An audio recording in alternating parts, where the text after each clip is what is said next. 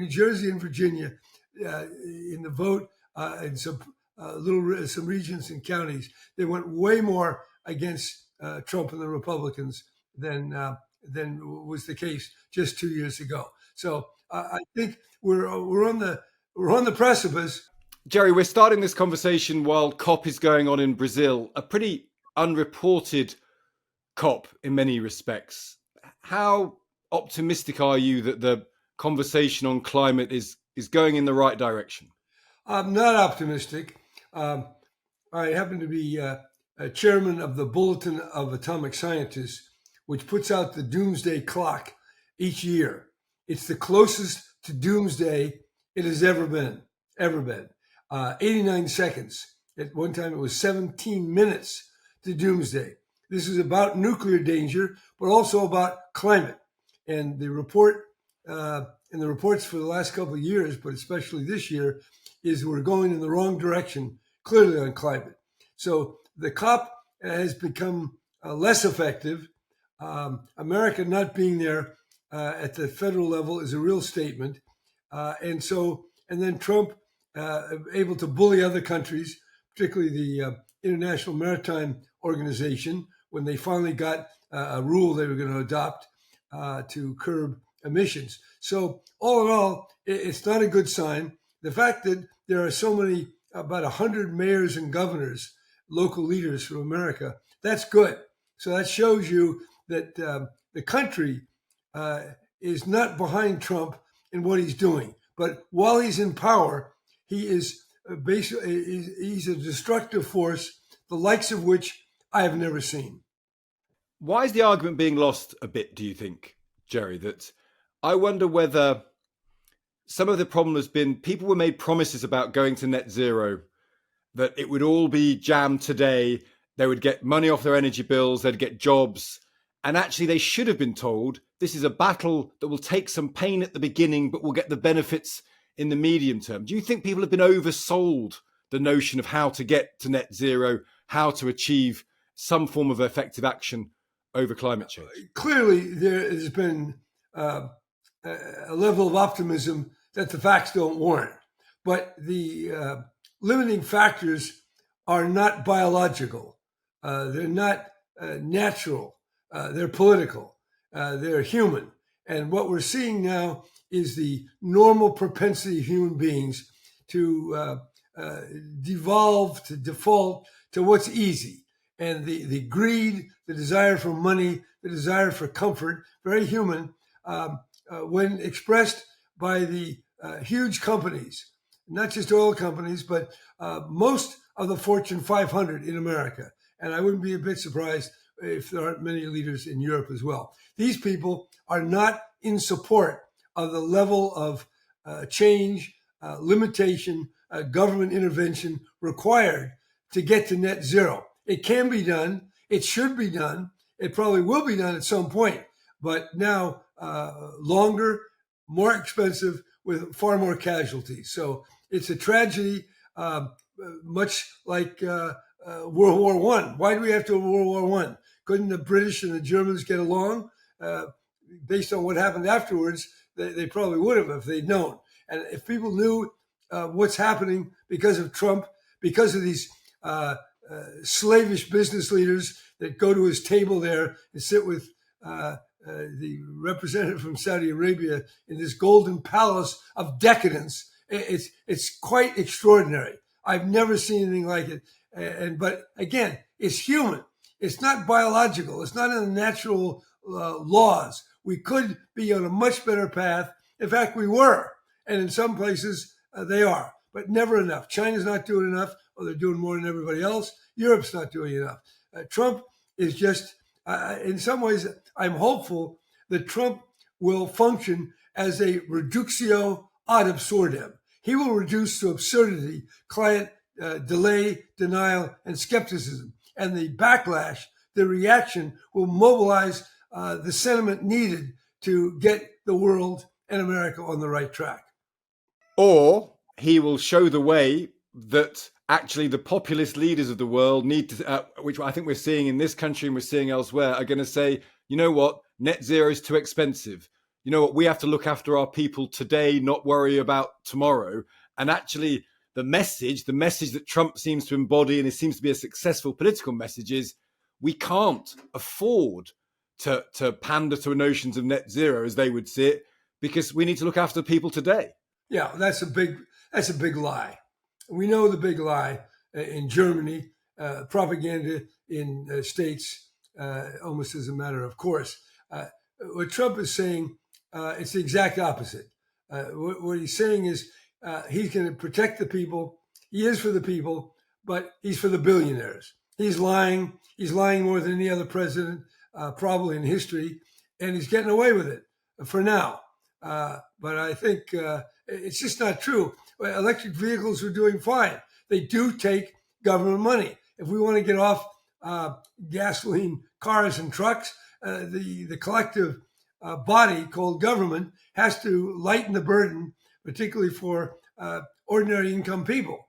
That's not happening. And not only is it just climate, but the skewing of our economy toward the affluent, the rich, that's really a distortion.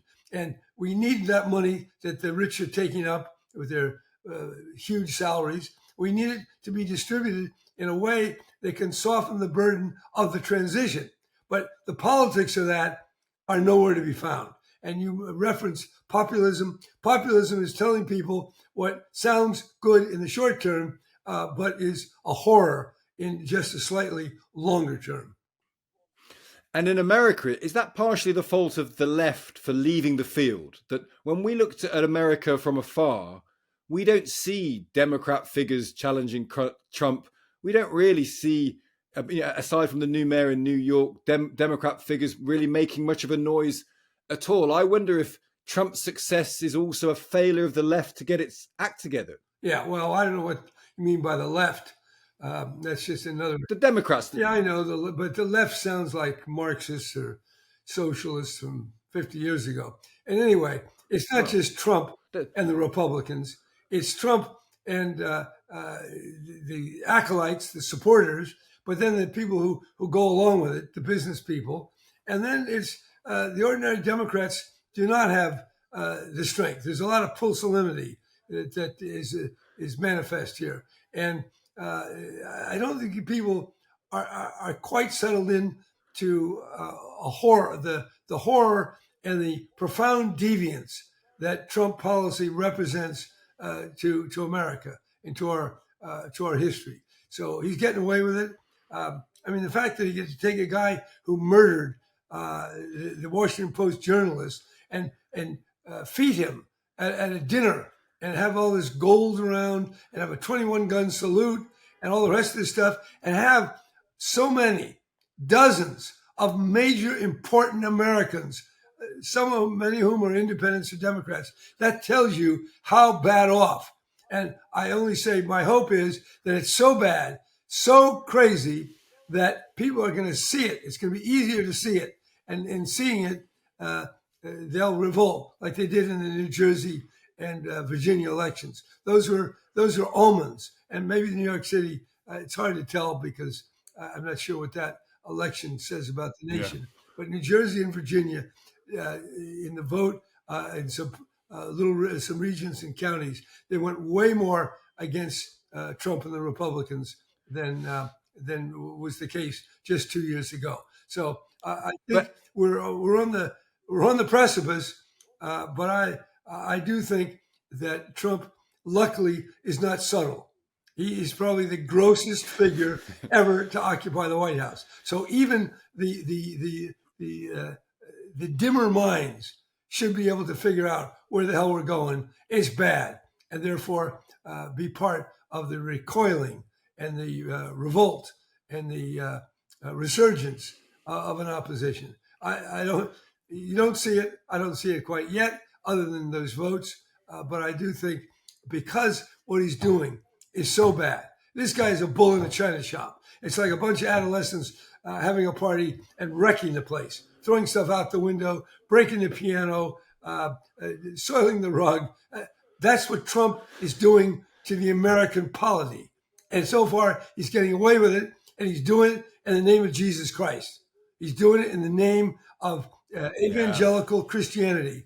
But we do And have a Pope who is condemning his immigration misbehavior. So there's some positive. Is that new, Jerry? I mean, the American evangelical right's always been there, but I'm very struck by how everything is cloaked in the mantle of Christianity, and everything has to be seen as God's will or not God's will. And if people believe that, then Trump becomes this infallible figure, representative of a higher power. And that seems to be how politics is shifting in America, even more than it ever has done before. Has it always been like that, or is this worse than it's been before? When I was growing up, the pews were full. There was 4 or 5 Sunday masses, and they were full. Okay, now you might have 1, maybe 2 masses in a Catholic church, and there's 20% of the people. So there's a decline. Same is true of a lot of mainline Protestant groups. So this invocation of religion so broadly to cover so much, it's definitely more than we ever saw before, but it's shallow. You can't offend the basic tenets. You can't put people with masks and guns and grab people off the street and put them in gulags. That isn't the works of mercy. That is not Christianity. And more Christian leaders are seeing that, and they'll be revolting. Yeah. He's not going to get away with it. Even conservative bishops, the Bishop of San Francisco, a very conservative bishop, he joined that condemnation of the government policy on immigrants. I want to talk about where you're from. You've been a tremendously successful governor of California. California is the most powerful state in the world, arguably because of Silicon Valley and the tech companies. Is that the new reality for Trump? That I was very struck by when he was inaugurated. There was that picture of him in the rotunda. And I was trying with all of the tech bros around him, all of the leaders of the tech companies. And it struck me that there's never been a picture taken in world history of more power concentrated in one place than Trump surrounded by the tech leaders of America. Is that the source of his power? And actually, that's not going to change? They seem to be all part of the same project with Donald Trump. Well, the money is very big, but the widespread belief, the deep conviction that Trump is either sent by God or people are not so religious, he whatever he does, it's worth it, because the horror, the corruption, the evil of Biden and the Democrats is so great in the minds of 20-30% of the people that they'll take whatever Trump tells them. So that's a very strange phenomenon.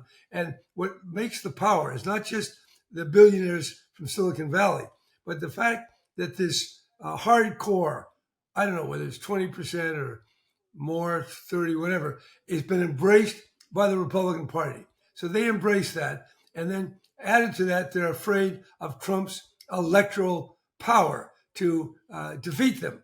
So they're all in line.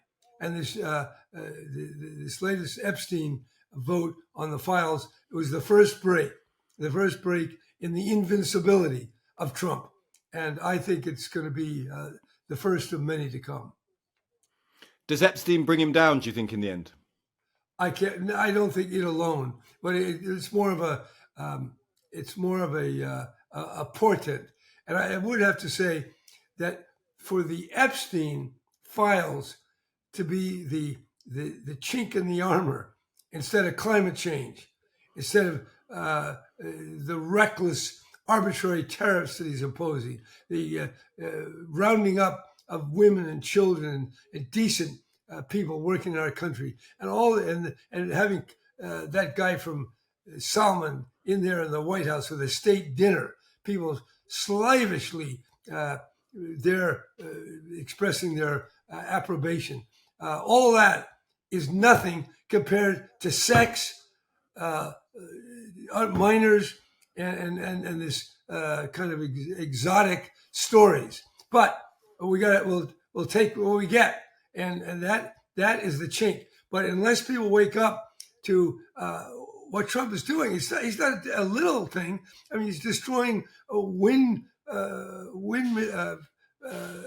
operations were ready to go. People spent billions. He's doing that with solar. He's trying to take away the very basis in the so-called endangerment finding, which if he gets away with getting rid of that, then there's no power to regulate CO2 and greenhouse gases. So this man is a demolition squad. He's destroying fundamental needs of America and the world, and he's getting away with it because they hate and are so fearful of the Democrats and gender issues and woke issues and all these other things, which I don't say they have importance. I don't want to understate them, but relative to climate disaster, relative to the nuclear arms blunders that Trump could unleash are very trivial.